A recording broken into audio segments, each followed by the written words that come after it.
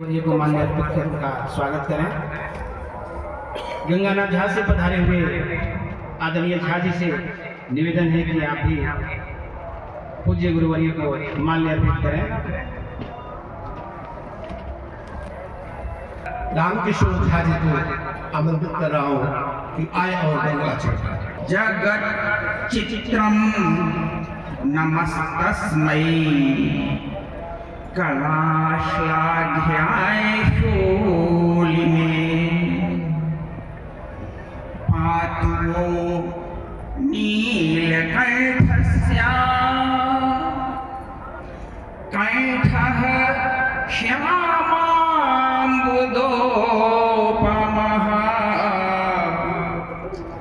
गौरी भुजलता यत्र विद्युल्लेखेव राजते हरकण्ठ ग्रहानन्द मीलिताक्षीं नमामि मां कालकूट विषस्पर्श जात मूर्छागमामिव सा ते भवतु सुप्रीता देवी शिखरवासिनी उग्रेण तपसा लब्धो यया पशुपति पतिः यया पशुपति पतिः यया पशुपति पतिः।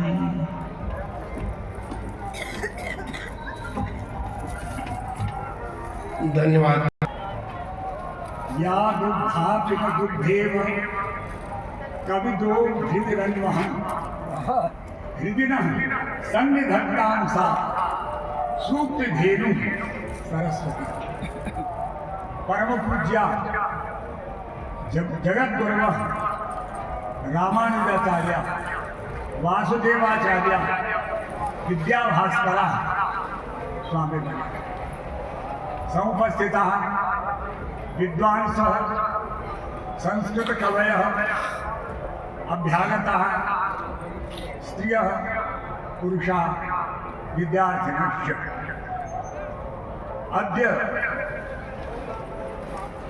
महाकुम्भावसरे अस्मिन् उत्तर प्रदेश संस्कृत संस्थानस्य साहाय्येन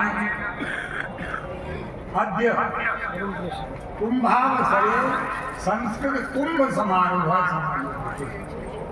अयं समारोहः संस्कृत कुंभ इति नाम्ना अस्माभिः बोधितः। अस्मिन् अवसरे अस्माकं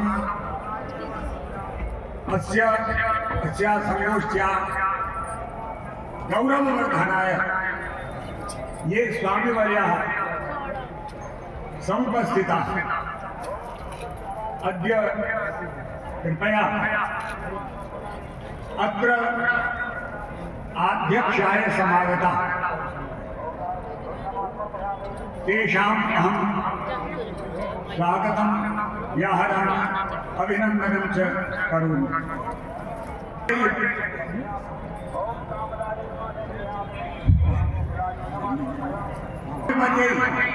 मदीयः प्रथमः साक्षात्कारः नवदिल्ल्यां जातः।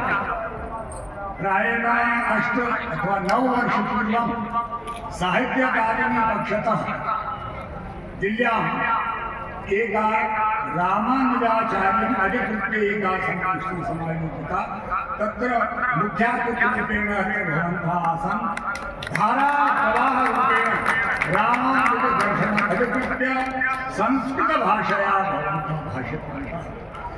तत्र तस्मिन् काले सत्यवतीशास्त्रिणः तत्रैव आसन्। तत्र भवति यत् प्रयागस्य नामोच्चारणं कृतं तया तदा मदीयः परिचयः दत्तः भवती आशीर्वादः दत्तः।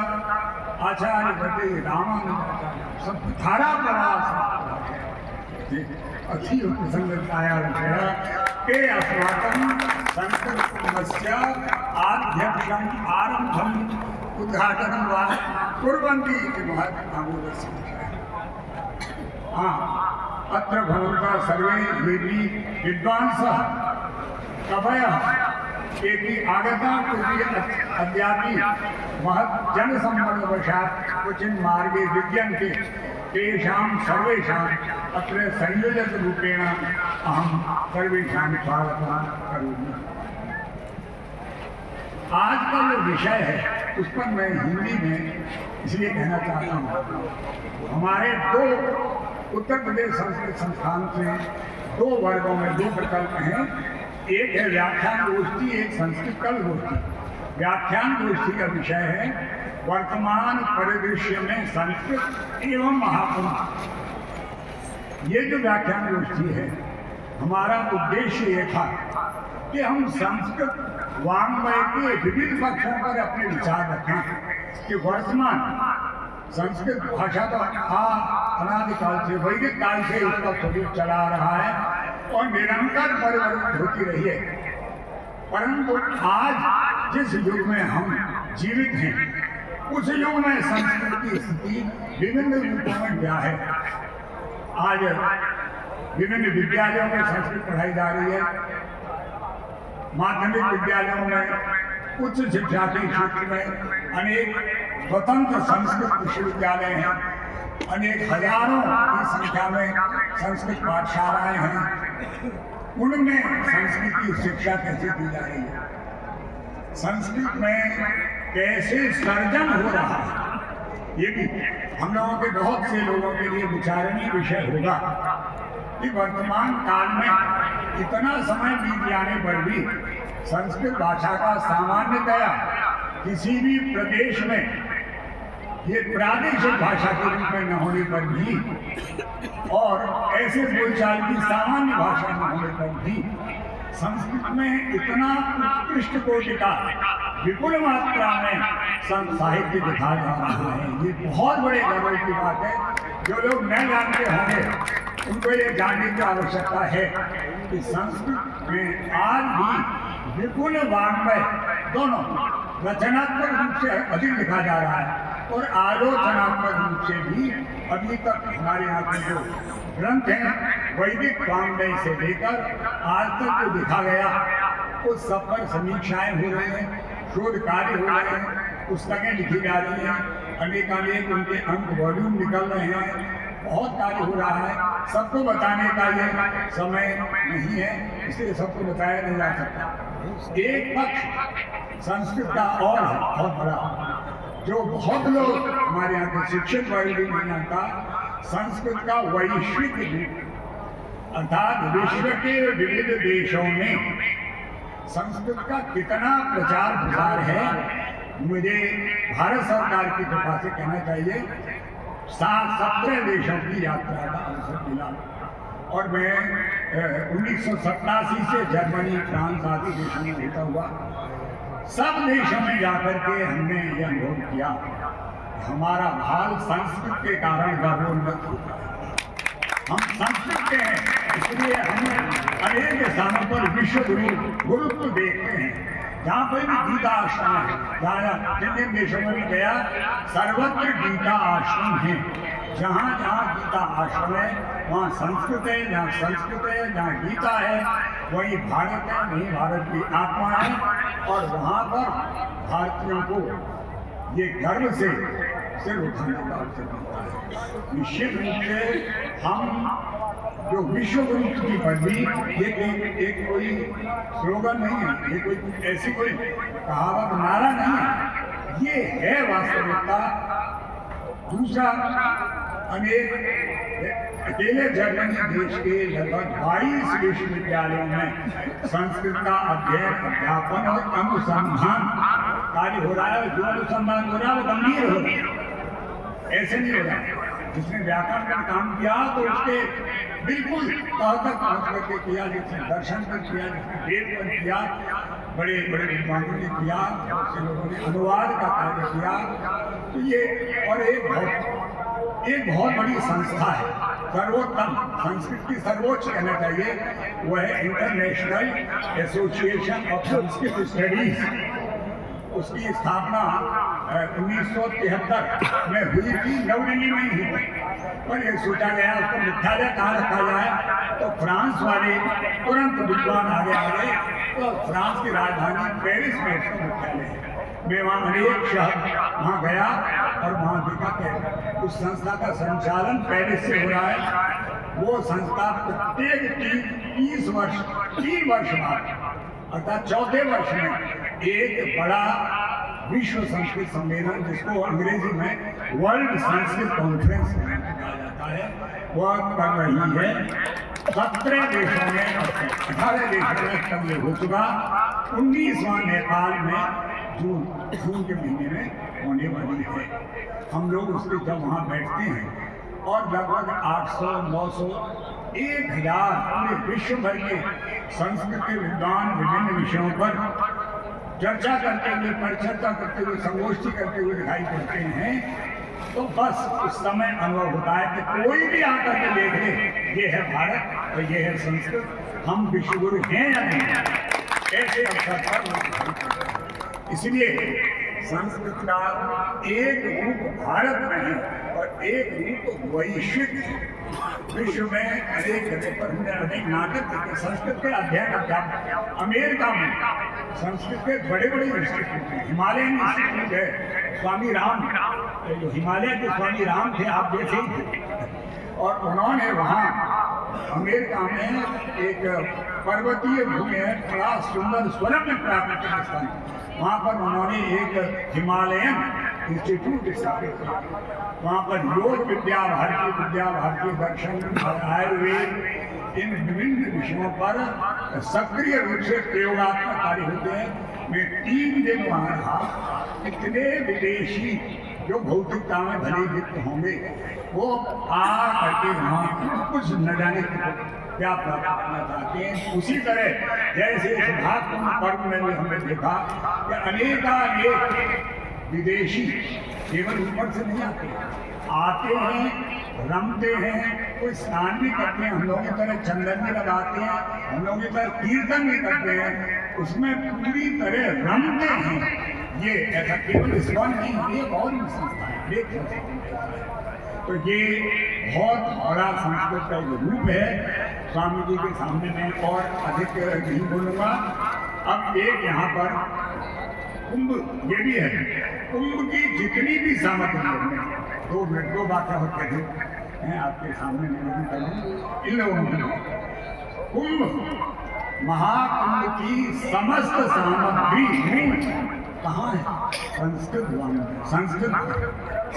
सब लोग हमारे पास आते हैं, कुछ संस्कृत हो रहा है, दूरदर्शन आगे हो, कुछ दे दीजिए मैटर पूर्ण रूप से संस्कृत भाषा वाला ही दे पाएगा।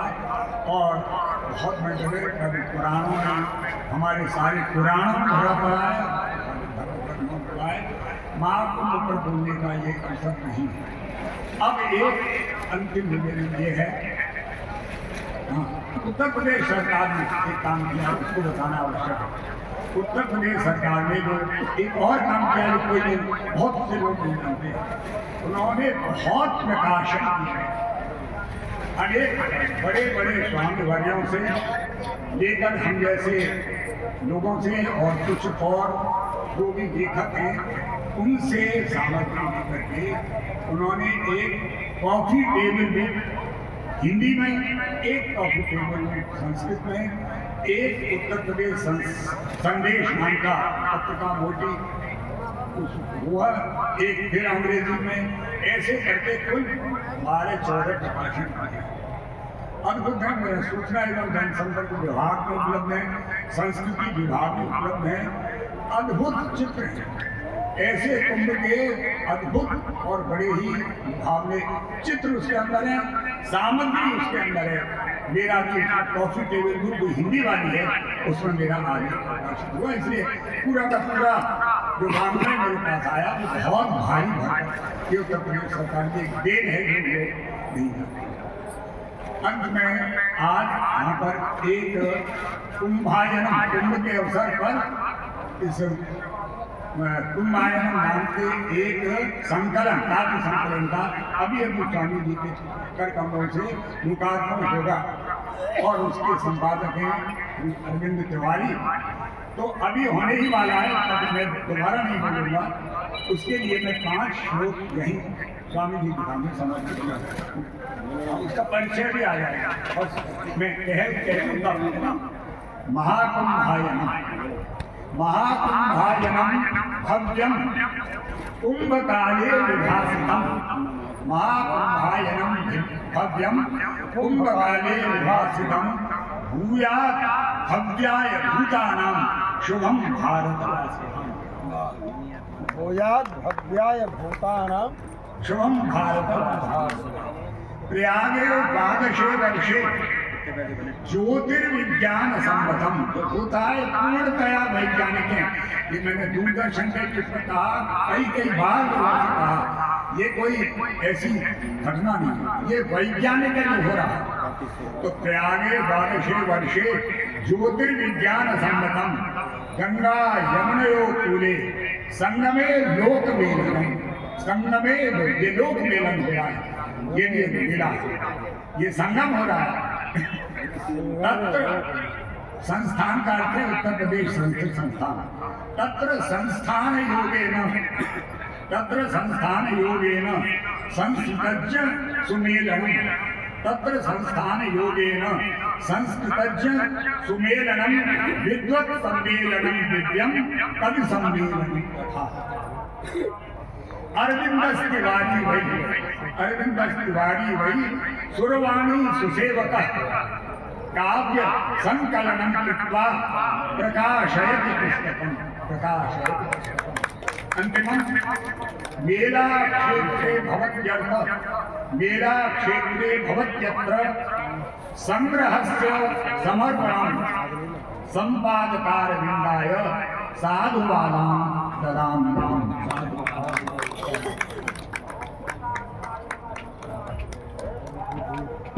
साधुवादो भवेन।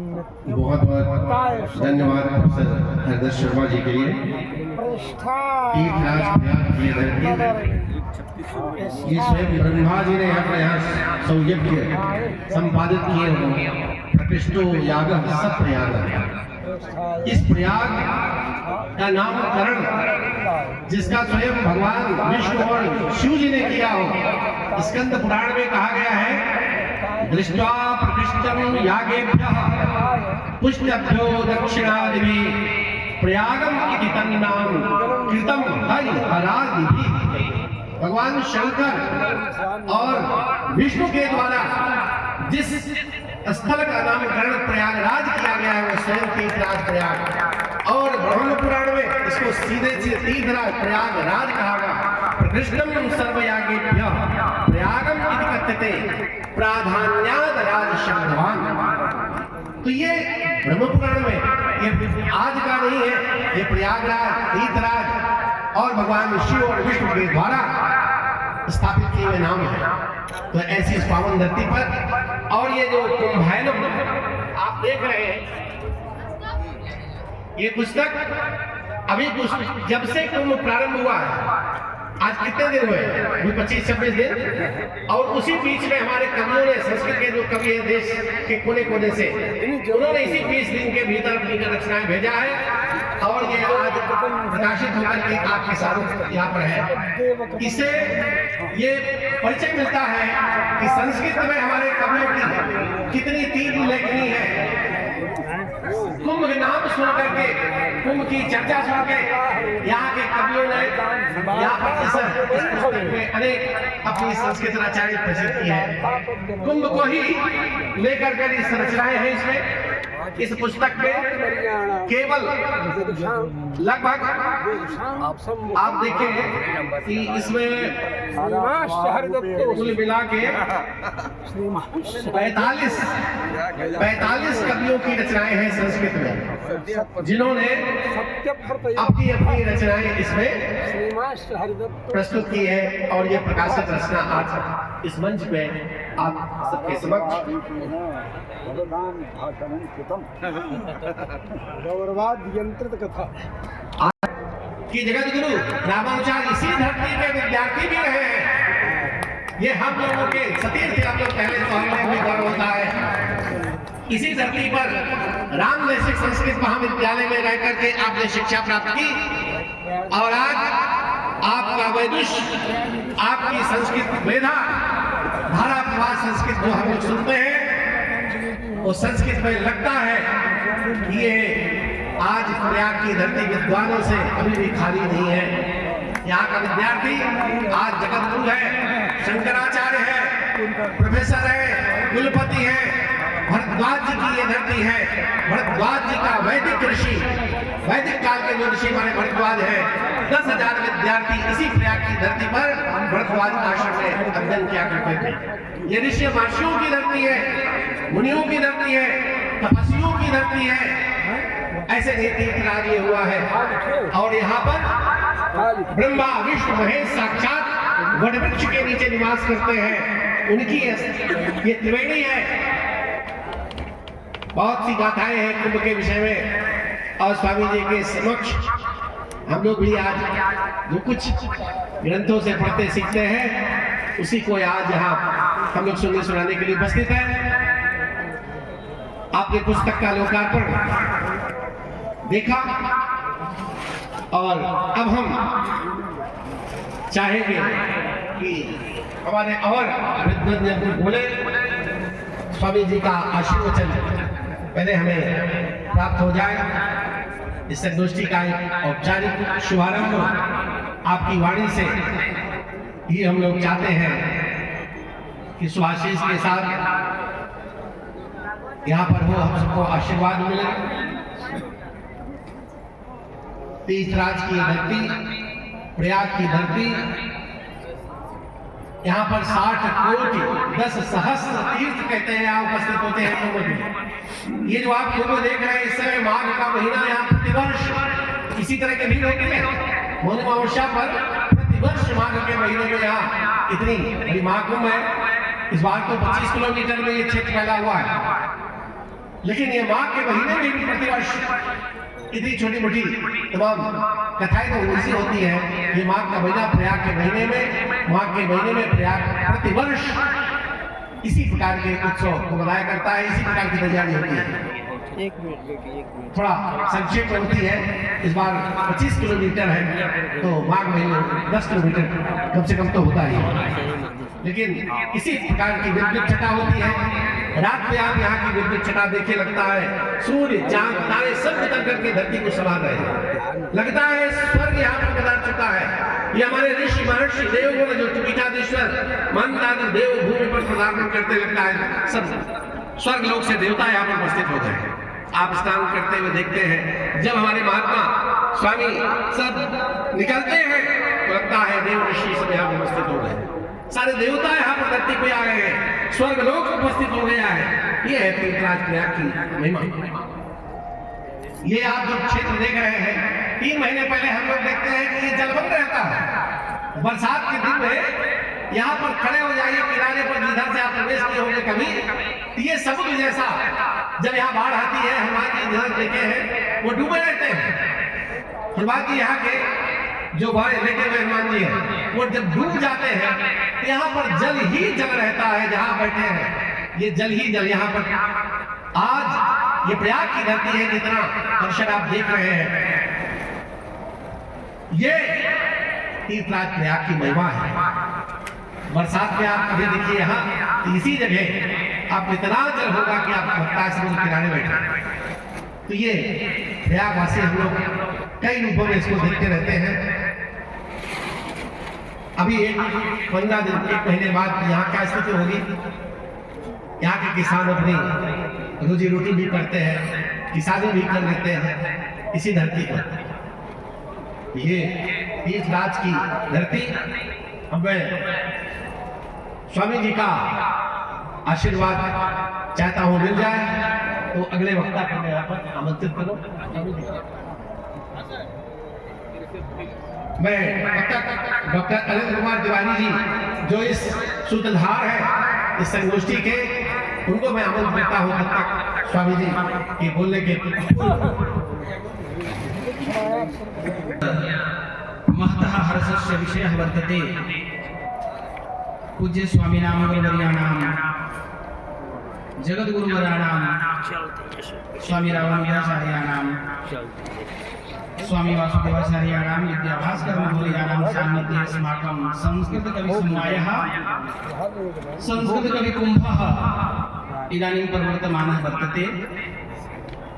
मान्याः भवन्तः सर्वेपि जानन्ति, इदं यत् पर्व अस्माकं सम्पूर्णेपि राष्ट्रीय कामपि अनिर्वचनीयां शक्तिम् ऊर्जां वा ददत् वर्तते। तस्य एतस्य पर्वणः नाम महाकुम्भः वर्तते। महाकुम्भ कथा सर्वैरपि विज्ञायते। आप सब लोग हैं महाकुम्भ की कथा को जानते हैं। क्या हुआ था? देवताओं और दानवों ने मिलकर समुद्र का मंथन किया और उसमें से निकले 14 रत्न। जहां तक मेरी स्मृति है, अंतिम रत्न के रूप में अमृत कलश को लेकर धन्वंतरी प्रकट होते हैं और उस अमृत कलश को देखते ही असुरों में ईर्ष्या का भाव हो जाता है और वे छीनकर लेकर फरार हो जाते हैं, भाग जाते हैं।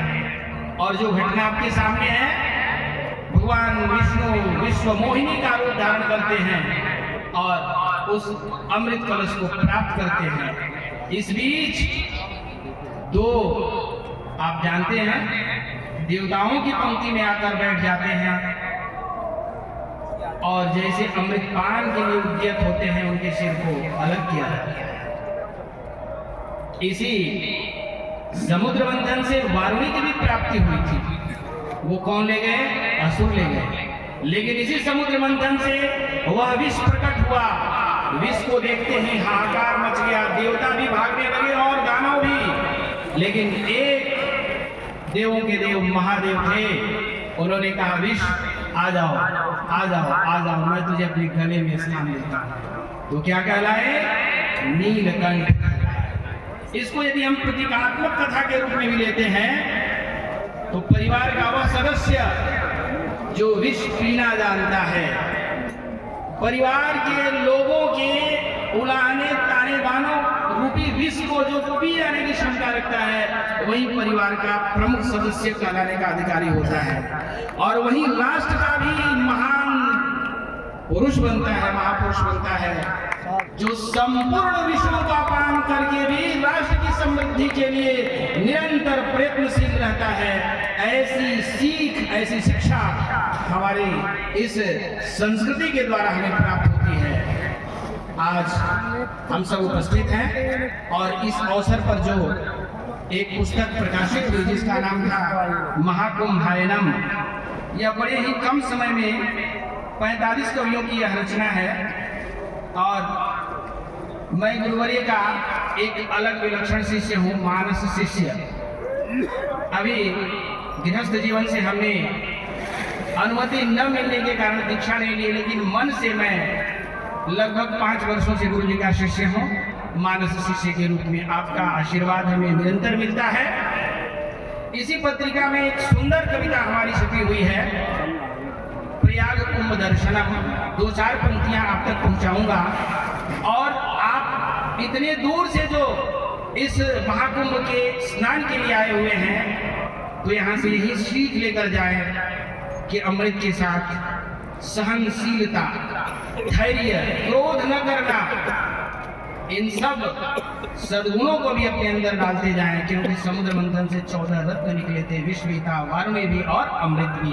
केवल अमृत के लिए ही न चले, हर घर में, हर परिवार में, हर राष्ट्र में लड़ाई किस लिए है? लोभ के लिए। हमारी उपनिषद क्या कहती है? ईशावास्यमिदं सर्वं यत्किंच जगत्यां जगत् तेन त्यक्तेन उन्नीथामाग्रह कस्य स्विद्धनम। यह संपूर्ण सृष्टि, संपूर्ण संसार ईश्वर से व्याप्त है, ढका हुआ। हमें किसी भी वस्तु का भोग, उपभोग त्याग पूर्वक करना चाहिए, लोभ नहीं करना चाहिए। धन किसका है? और इसी ईशावास्य उपनिषद में कितनी अच्छी बात बताई गई है, अंधः तमः प्रविशन्ति ये विद्यामुपासते ततो भूय युवते तमः ये उ विद्यायाम रताः। विद्या और अविद्या की महिमा को बताते हुए हमारे ऋषि कहते हैं, जो लोग अविद्या में लीन रहते हैं, अविद्या क्या है? ये शास्त्रीय कुछ शब्द हैं जिन्हें हमें जानना चाहिए, जो हमारे भ्रम के कारण, जैसे आप रात में अंधेरे में चलते हैं और आपको एक रस्सी दिखाई देती है, रस्सी को आप सर्प समझकर डर जाते हैं, वही अविद्या है, वही भ्रम है। और आज हम सभी लोग भ्रम में जी रहे हैं, उसी भ्रम का नाम है अविद्या। अविद्या से मृत्यु की प्राप्ति तो हो जाती है, यानी हमारी आयु जब पूर्ण होती है, जीवेम शरदः शतम्, 100 साल हमारी एक आयु निर्धारित की गई है, तो हम उस अविद्या को के कारण तो मृत्यु को प्राप्त हो जाते हैं। लेकिन वो सबसे बड़ी जो बात है ना, कि जो विद्या में रत हैं, नित्य विद्या का ही अपने ऊपर आधान करके इस सृष्टि में चले जा रहे हैं, वे और अधिक अंधकार में पड़ते हैं। खैर, ये गुरुवर्य का विषय है। मैं तो एक शिष्य के नाते 2 शब्दों में कुछ कहना चाह रहा था, जो बातें आप तक पहुंची बस यही है कि इस कुंभ से प्राप्त अमृत और विष दोनों का ध्यान रखें। दुनिया की सारी समस्याओं का समाधान हो जाना है यदि आप धैर्य अमृत के साथ आप क्रोध रूपी विष का पान करना भी सीख जाएंगे। आगे 2 लाइनें हैं, अब गुरु जी का आशीर्वाद मिलेगा। समस्त पाप वर्षणम पवित्र भाव वर्षणम, समस्त शास्त्र कर्षणम सदैव दिव्य वर्षणम, करोति रोम हर्षणम प्रयाग कुंभ दर्शनम, सदैव यद्विलम्बितं न चैव तं भजे पुनः, हर्षि सिद्ध काननम महार्ति दोषनाशनम, सदैव यावदाननं सदैव सर्वदाननं, करोति तापमार्जनम प्रयाग कुंभ दर्शनम, समस्त दुःखभञ्जनं सतां हि यद्दर्शनं, पुरातनम सनातनम कवीन्द्र काव्यनंदनम, समर्चनं सुवन्दनं भवेत् सदैव रञ्जनम्, अपाप पाप मोचकम भवाब्धि शोक शोषकम, समस्त दोषमोचकं भवेन्महोघनाशनम्, करोति मुक्ति साधनम प्रयाग कुंभ दर्शनम, भवेत् स्वयं तथैव सत्त्वनिष्ठतात् सत्प्रभुः, सुधा सुवृष्टिकारकम भवादि भीतिवारकम, समस्त दोषनाशकं भवेत् प्रयागराजकम्, हर हर महादेव। इदानीं गुरुवर्याणाम् अमृत वचनं श्रोतुकामाः उत्कण्ठिता वयं तानेव श्रयामः विनिवेदयामः। गुरुवर्याः उपकुर्वन्तु स्मान् सर्वदा। ॐ दक्षिण्यो रावणेमहे गादन्यज्ञाय गादन्यज्ञपतये देवे स्वस्तिरस्तु स्वस्तिर्मानुषेभ्यः ऊर्ध्वञ्जिगादुभेषजं शन्नो अस्तिद्विपदेशं चतुष्पदे ॐ शान्तिः शान्तिः शान्तिः। अशेषं सूरीणाम् अमृतमिव वाणी विलसितम् शठारातेर्योऽसौ घनैव वर्षक्षितितले तदद्यापि क्षोणीं सुरभयति सञ्जीवयति मां सनाथो मे नाथो गुणगण सनाथो विजयतां सनाथो मे नाथो गुणगण सनाथो विजयतां कदाचित् कामाद्वा विषधरैव क्रोधविभवान्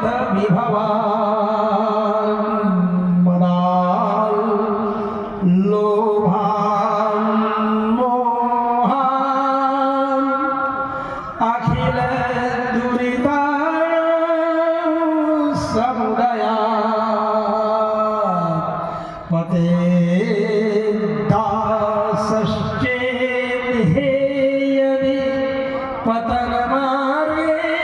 सुभगं सदा त्वे हे योगिन् निज पद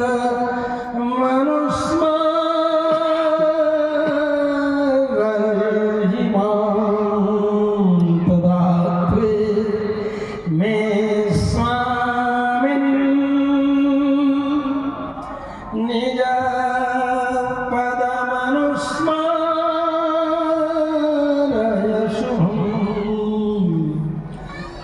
शुभान्तिकं वा शुभं वा यथा तथा यथा तथा कथा भवेत् सैव तथा केनचित् विदुषा कथिता कथात्वं भजते केनचित् अन्येन कथिता गाथात्वं भजते केनचित् अन्येन च वर्णिता वर्णनम् अन्येन च केनचित् विदुषा ऐतिह्यं भजते प्रामाणिकत्वेन ऐतिह्यं प्रामाणिकत्वेन ऐतिह्यं नान्येन किञ्चित् तत्त्वेन प्रामाण्येन ऐतिह्य संस्थापकं भवति इतिहासश्रेष्ठं चित्रमस्ति श्रीमद्रामायणम् इतिहासश्रेष्ठेन श्रीमद्रामायणे कारागृहभास्कर्याः वैभवम् उच्यते कारागृहभास्कर्याः भगवत्याः विदेहराजतनयायाः उद्भवस्थितिसंहारकारिण्याः योगमायवनिर्मितायाः नानेनामुत्तमावद्वितीख्यातायाः भगवत्याः सीतायाः प्रयाग सीतायै गङ्गां स्तुवन्ति इत्थमवादि हेरि यक्षे तव पूजनम् अवश्यं भविष्यति विश्वसिमि एव नहि अपि तु प्रतिजानि इत्यप्यवादः अथ सुराघरशास्त्रेण मानसभूतो धनेन च यक्षे त्वां कथं पूजनं भवति जलजानां जीवानां कृतेपि नैवेद्यादिकं समर्पितं भविष्यति चेत् जीवो जीवस्य भोजनमिति सिद्धान्तवशात् तस्मिन्नेव भोग्यत्वं तस्मिन्नेव भोग्यत्वं सर्वमपि एकत्रैव भोक्तृत्वं भोग्यत्वम् उभयमपि एकत्र कुत्रचित् अन्ने अन्नम् अस्मदीयं भोग्यम् अथ च अत्यस्मान् अपि एवं रूपेण अन्नस्यापि भोग्यं किं भवति अन्नस्यापि भोग्यत्वं मयि संगच्छति यतोहि अद्यते अद्य च अन्नम् अद्यते यत् किमप्यन्नं तदन्नम् अद्य च यत् सर्वान् तदप्यन्नं यदि देशकालविरोधेन किमपि सेव्यते किमपि भुज्यते तर्हि तत् सर्वथा सर्वदा सर्वत्र च भवतां जीवननाशकं भविष्यति यदि च यथा शास्त्रं यथा कालं यथा रसं यथा योगं यथा ऋतु समर्पितं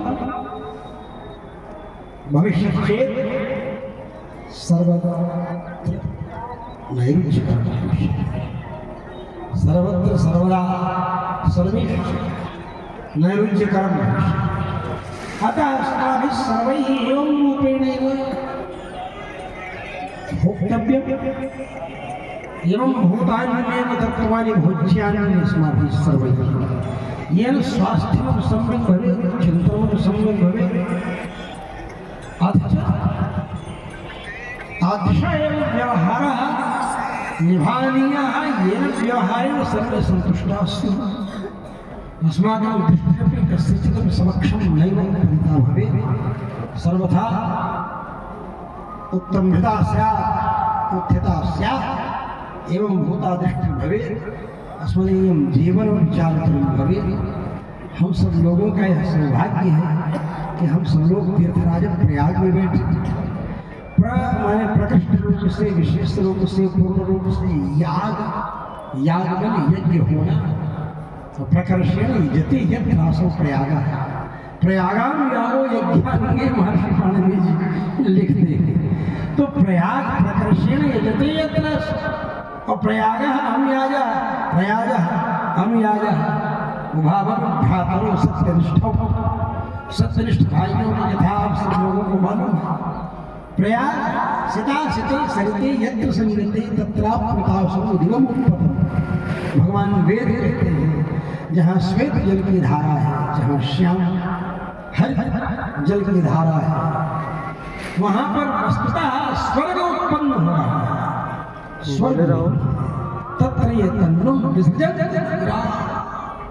ये धीरा संकल्प पूर्वकम तन्नुम विसृजन्ते तस्मै इदं शरीरम अत्रैव भवे निमग्नम इति धिया तत्र ये तन्नुम विसृजन्ते ये तन्नुम नैजं विसृजन्ति ते जना सो अमृतत्वं लभन्ति तैव अमृतत्वं प्राप्नुवन्ति अतएव अमृतत्वं तदेव विद्यते तदेव अमृतत्वं अस्माकं कृतेपि भवत्कृतेपि भक्तेभ्यो वैष्णवेभ्यः सभ्यश्चापि सभी लोगों के लिए वही है। और वस्तुतः यह ऐसी प्रयाग की भूमि है जहाँ गंगा नंबर पर दो लिख के भेजें, तत्र गुप्ता सरस्वती हम पता भेज दें। गंगा यमुना मध्य सरस्वती गुप्ता केशानां खण्डत्रयं कुर्वत्यः स्त्रियः एवं दृष्टिपथमवतरन्ति।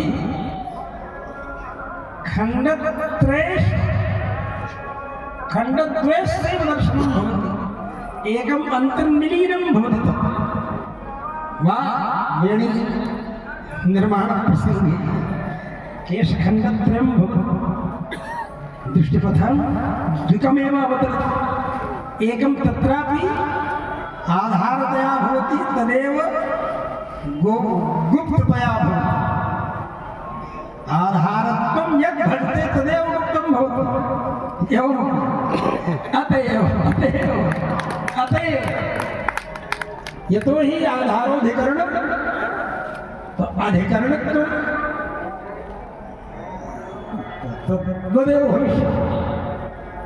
अतएव वस्तुतः यहाँ बहुत से लोग बैठे हो जान रहे हैं गंगा यमुना सरस्वती ये तीन है, लेकिन दिखती तो ही, क्योंकि इन माताओं की चोटी जब गूंथती है तो तीन खंड करती हैं बालों का, और तीनों को गूंथती है तो दो दिखता है, एक इधर से एक इधर से एक इधर से एक इधर से, दो दिखता है और एक गायब हो जाता है, गायब नहीं हो जाता, वही बेस बनता है, वही आधार बनता है।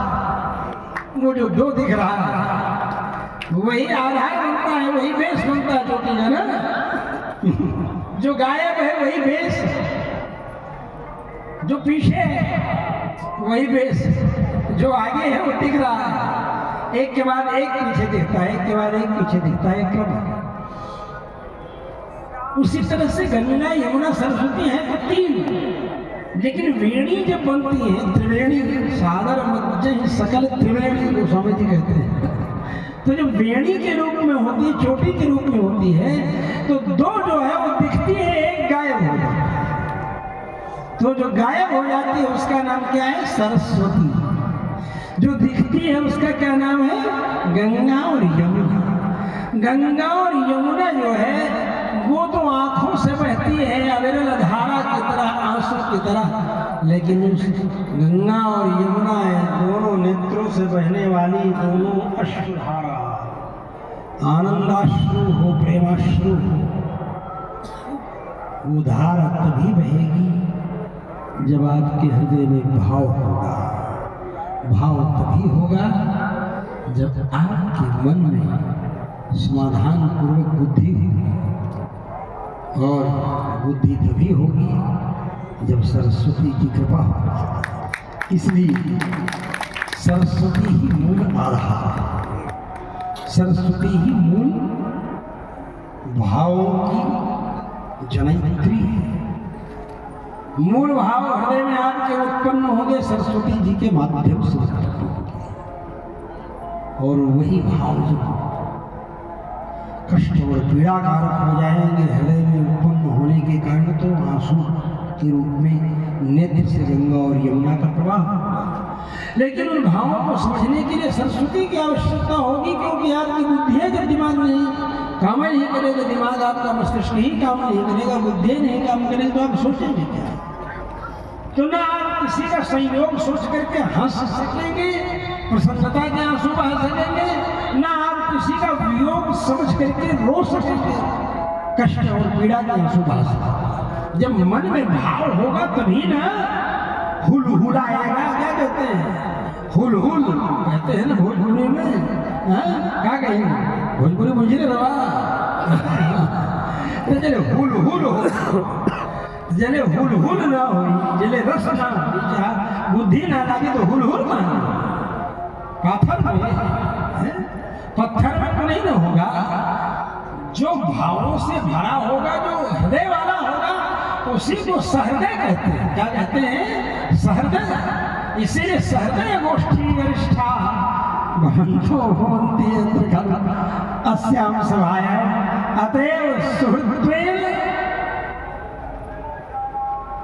सखित्वेन सौहार्देन तथोच्यते। सुहृत्व से, सखित्व से, सौहार्द से आप सब लोगों के बीच में यही कहना है। हमें तो लाइव में जाना था, वहाँ बेचारे सेठ बैठ खड़ा करके और इंतजार कर रहे हैं, लेकिन हम भी यहीं कि अपनी मस्ती में हैं, विद्वानों के बीच में रस का अनुभव कर रहे हैं।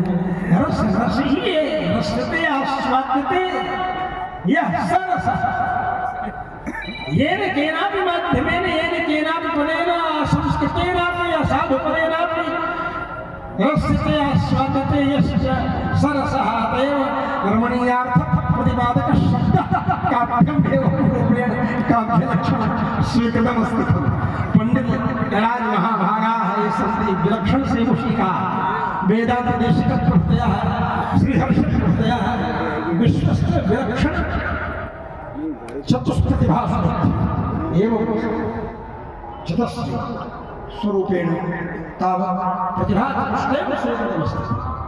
तत्र वेदांत देशिक श्रीहर्ष कालिदासः पंडित राजेन्द्र जगन्नाथ एवं विलक्षण स्वरूपेण एतेषां नाम स्मृतं विद्यते विदुषां निपश्चित पश्चिमानां संसदि।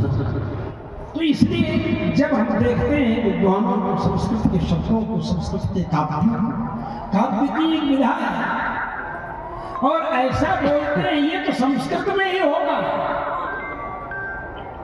एक गीत गाइए, जिस गीत को गाते समय ओठ आपका न मुड़े, न जुड़े, न सटे, न कहीं हो, तो ऐसा भी गीत कोई हो, ये संस्कृत में होगा। हिंदी में थोड़ा मेहनत करने पर होगा। विद्यार्थी जीवन में ऐसे बनाया था मैं, अनौष्ठ चित्र की कविता मैंने पढ़ा, वेदांत देशिक स्वामी जी की यादवाभ्युदय महाकाव्य थी। अनौष्ठ चित्र की कविता यादवाभ्युदय महाकाव्य में जब पढ़ा, तो उसमें वेदांत देशिक स्वामी जी लिखते हैं, रजत गहिरी रत्न गणई रयं कलित कांत लतांचित कानन त्रिजगदेक निदान तयाधिक प्रदर्शनाद धराधर तल्लजा। ये कहते हैं वेदांत देशिक स्वामी। मतलब पूरा श्लोक बोल के नहीं बचे, न ओठ हमार सटल, न मुड़ल, न टेढ़ भई है। रजत गहिरी रत्न गणई रयं कलित कांत लतांचित कानन त्रिजगदेक निदान तयाधिक प्रदर्शनाद धराधर तल्लजा। ये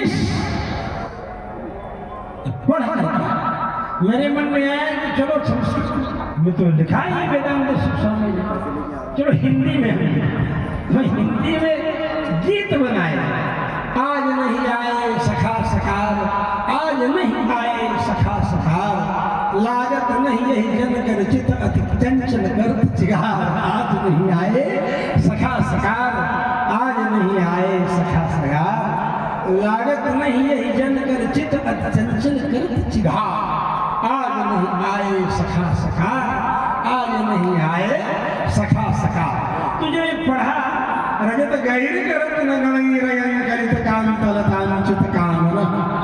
वेदांत शिक्षा हमारे आचार्यों ने इतने ग्रंथ तत्वमुक्ता कलाप देखिए, शतपुष्पी देखिए, संकल्प सूर्योदय देखिए, यादवाभ्युदय महाकाव्यम देखिए।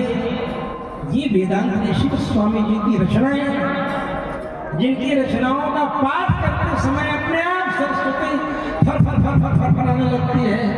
गाथा गाथा गतानाम गलत गमनिका कापिनी क्वापिलीना कृष्णा कांडारवाणी द्रुहिणहर सौरभन्नारवन्ते क्षामा कौमारिमुक्ति प्रबल गुरुमतम गौरवात् दूरवान्तम काशं काशंकरादेर भजति यति पतौ भद्रवेदीं त्रिवेदीं यति पतौ भगवतो रामानुजाचार्य भद्रवेदीं त्रिवेदीं भजति सत्य काशं काशंकरादेर भजति यति पतौ भद्रवेदीं त्रिवेदीं एवं भूता विद्वांस स्वात्मान यत्किमपि आसीत् मनोगतं तत् सर्वं विलिख्यतं अस्मभ्यं किमर्थं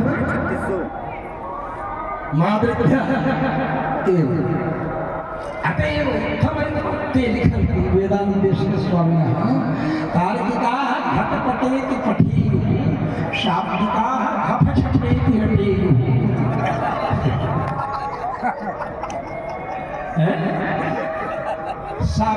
तार्किकाः घटपटेति पठेयुः तार्किकाः घटपटेति अयं घटः नीरो घटः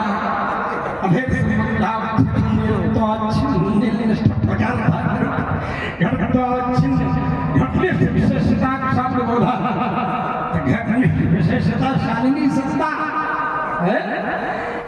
इत्यादि शब्द बोला। जहाँ शब्द बोध ही है, जहाँ शब्द बोध है जय पदार्थ है अपर पदार्थ सर्ग मर्यादा। अब यहाँ प्रधानता शब्द बोध होगा, विशिष्ट शब्द बोध होगा कि विशिष्ट कौन कौन से शब्द बोध होंगे। विद्वानों ने इन सब चीजों को बड़े सुंदर ढंग से चावल थाली में रख के, जैसे एक बीनती है मेरी माताएं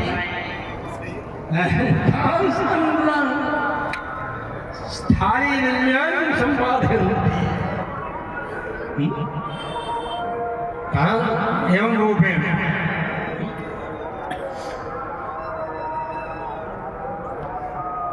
स्थाली विदमेव अर्हन्ति ये तण्डुला एवं भूतास्तण्डुला स्थाली विल्या तण्डुलान् सम्पादयन्ति। यदानीम् इमाः तदानीम् एकैकं तण्डुलं चिन्वन्ति, एकैकं तण्डुलं चिन्वन्ति। अस्माकं दृष्टिपथमवतः एकैकं तण्डुलं चिन्वन्त्यः अक्षरक्षी भवन्ति।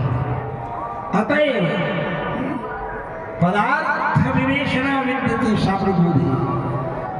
यस्य पदस्य कस्मिन् पदे केन सम्बन्धेनान्वयः तस्य सम्बन्धस्य च प्राक्प्रयोगः कथं भवेत् शास्त्रबोधे। एवं भूते अनेके विषयाः उपस्थापिताः सन्ति। एवं भूतेषु विशेषतः यः रसोद्वेगं प्रत्यक्षीकरोति, यः रसमनुभवति। एवं भूतः रसश्रेष्ठः रसानन्दः रासेश्वरः रसमयः रासनिलयः रसारूपा सत्या नाम सत्यभामा। एवं रसानन्दो रासेश्वर रसमयो रासनिलयो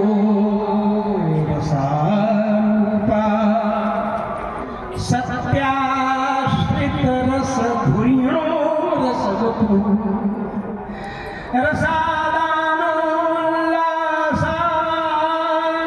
मम हृदि रसेशं प्रकटितः रसो वै साक्षात् अवतु मम वाणी मनुदिनं रसो वै साक्षात् अवतु मम वाणी मनुदिनम् एवं कविसम्मेलनमस्त्यते इति कृत्वा पदान्यस्मद्विरचितान्यप्रस्माभिः भवतां पुरस्तात् प्रकाशितानि गीतानि चित्राणि एवं सन्ति खलु अनेकानि पद्यानि पदानि यानि अस्मत्परमाचार्यनिष्ठानि सन्ति अस्मत्परमाचार्याः पूज्यपादाश्रयन्तः त्रिदण्डस्वामिवर्याः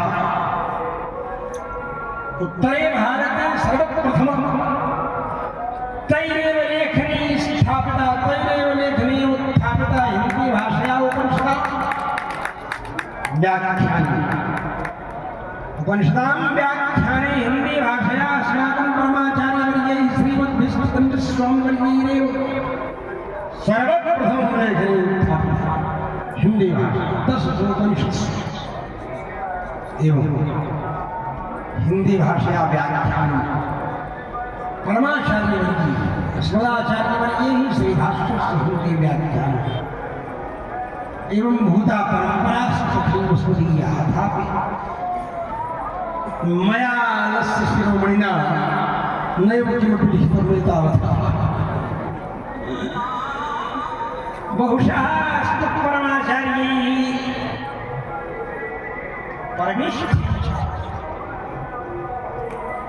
परमाचार्यैः परमेष्ठ्याचार्यैः ये ग्रन्थाः विलिखिताः सन्ति ते ग्रन्थाः यत्र भ्रष्टाश्चेत् सर्वत्रास्मदीयेन वाणी प्रथिता प्रसृता स्यात् श्रुतवत्पठन्तः सर्वे वेदान्तनो भवितुमर्हन्ति एवं भूताः शास्त्र सरणी ग्रंथ सरणी अस्मत्परमाचार्य आचार्यवर्याणां भविष्यति शिष्यः एवं भूतः भविष्यति यः उद्धरिष्यति एवं तत्र प्रतीक्ष्णाः सन्ति अस्माकं बहिर्विप्रदिकायां तत्रैव जिज्ञासुरः ओम शांति शांति शांति।